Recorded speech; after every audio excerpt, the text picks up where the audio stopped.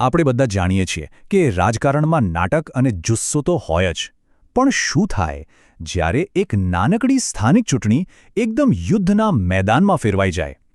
આજે આપણે એક એવા જ વાયરલ કોમેડી વિડીયોનું વિશ્લેષણ કરીશું જે ચૂંટણીના ગુસ્સા, વિશ્વાસઘાત અને એકદમ હસાવી દે તેવી અરાજકતાને ઉજાગર કરે છે. તો આ રાજકીય વાવાઝોડાને આપણે કેવી રીતે સમજીશું? આપણે પહેલા બદલાની પ્રતિજ્ઞાથી શરૂઆત કરીશું, પછી એ મોટા વિશ્વાસઘાત પાછળનું કારણ શોધીશું, એ પછી સમજાવટના જે નિષ્ફળ પ્રયાસો થયા એ જોઈશું, પ્રચારની અંધાધૂંધીમાં ડૂબકી મારીશું અને છેલ્લે એક વિસ્ફોટક સંઘર્ષ પર આવીને અટકીશું. તો ચાલો શરૂ કરીએ. ચાલો સીધા જ એક્શનમાં જઈએ.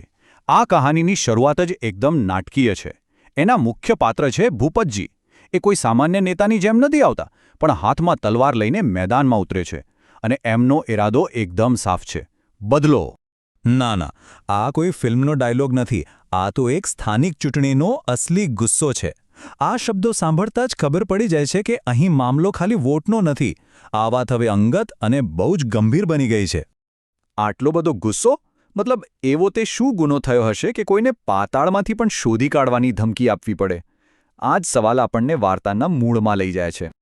તો આ બધા ગુસ્સા પાછળનું કારણ કોઈ મોટો ગુન્હો નથી, પણ રાજકારણનું સૌથી જૂનું અને જાણીતું પાપ છે: વિશ્વાસઘાત. અને આખા સંઘર્ષનું મૂળ અહીંયા જ છે. જુઓ, એક બાજુ સાથે મળીને ચૂંટણી જીતવાની આશા હતી, અને બીજી બાજુ ઉમેદવાર છેલ્લી ઘડીએ ફરી ગયો, પૈસા લીધા અને પાછો એના જૂના સાથીઓની મજાક ઉડાવવા લાગ્યો. આ ખાલી રાજકીય હાર નહોતી, આ તો સીધું અપમાન હતું. આ દગાની અસર ખાલી ચૂંટણી પર નહોતી પડી. એમનો સમય અને મહેનત બધું પાણીમાં ગયું. ગામમાં બધાની સામે શરમાવું પડ્યું અને સૌથી મોટી વાત, એમના સન્માનને ઠેસ પહોંચી. એટલે હવે આ લડાઈ રાજકીય નહીં પણ અંગત બની ગઈ હતી. અને હવે એન્ટ્રી થાય છે સમજાવવાવાળા લોકોની, ખાસ કરીને મફુજી.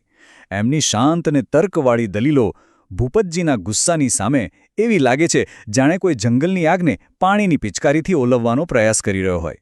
એકદમ હાસ્યાસ્પદ. જરા ભૂપતજીનો સૂચવેલો ઉકેલ તો સાંભળો. તે એટલો હિંસક અને આત્યંતિક છે કે વિશ્વાસ કરવો મુશ્કેલ છે. તો એક તરફ ભૂપતજી આંગળીઓ કાપવાની વાત કરે છે, અને ત્યાં જ મફુજીનો સમજદારીભર્યો અવાજ સંભળાય છે: અરે ભાઈ, બુદ્ધિથી કામ લો, બળથી નહીં. આપણે બધા જેલમાં જઈશું. આ જે વિરોધાભાસ છે ને, એ જ આખી પરિસ્થિતિને રમૂજી બનાવે છે. તો એક તરફ છે તાત્કાલિક બદલો અને શારીરિક હિંસાનો જોશ, અને બીજી બાજુ છે જેલમાં જવાથી બચવાની વ્યવહારુ બુદ્ધિ. આ બે તદ્દન અલગ વિચારધારાઓ વચ્ચેની ટક્કર જ આ વિડીયોના હાસ્યનું મુખ્ય એન્જિન છે. તો હવે ગુસ્સા અને સમજદારી વચ્ચેની આ લડાઈ પહોંચે છે ચૂંટણી પ્રચારના મેદાનમાં, અને અહીંથી પરિસ્થિતિ વધુને વધુ અસ્તવ્યસ્ત અને હાસ્યાસ્પદ બનતી જાય છે. હરિભાઈનું પ્રચાર ભાષણ કદાચ ઇતિહાસનું સૌથી વિચિત્ર ભાષણ હશે.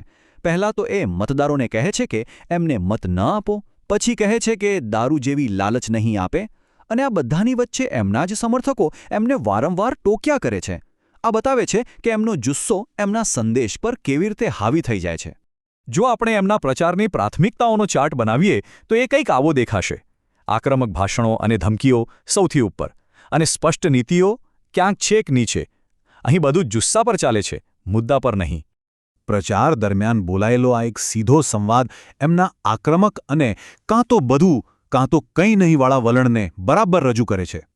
હવે વાર્તા એના ક્લાઇમેક્સ પર પહોંચે છે. સામનો થવો નિશ્ચિત છે, અને એક નવી સામૂહિક યોજના ઘડવામાં આવે છે. છેવટે આખો સમૂહ ભેગો થઈને બદલો લેવાની અંતિમ યોજના બનાવે છે. આ યોજના બતાવે છે કે હવે એ લોકો ખાલી વ્યક્તિગત ગુસ્સાથી નહીં, પણ એક સંકલિત વ્યૂહરચના સાથે આગળ વધી રહ્યા છે, ભલે પછી એ વ્યૂહરચના ગમે તેટલી અસ્તવ્યસ્ત કેમ ન હોય. અને અહીં જ વાર્તા અટકી જાય છે. કોઈ સમાધાન નહીં, કોઈ અંત નહીં, બસ એક અધૂરો બદલો અને ભવિષ્યમાં વધુ અંધાધૂંધીનું વચન. આ જ વાત આ વિડીયોને એટલો રમૂજી અને શ્રેણી જેવો બનાવે છે, અને આપણને વિચારતા કરી દે છે કે હવે આગળ શું થશે. આ હસાવતી વાર્તા અંતે આપણને એક ગંભીર સવાલ પૂછે છે: જ્યારે રાજકારણમાં તર્કને બદલે માત્ર જુસ્સો જ રાજ કરે, ત્યારે સમુદાય અને અરાજકતા વચ્ચેની પાતળી ભેદરેખા ક્યાં હોય છે? આ વિશ્લેષણ અહીં પૂરું થાય છે, પણ આ સવાલ પર વિચારવાનું જરૂર ચાલુ રાખજો.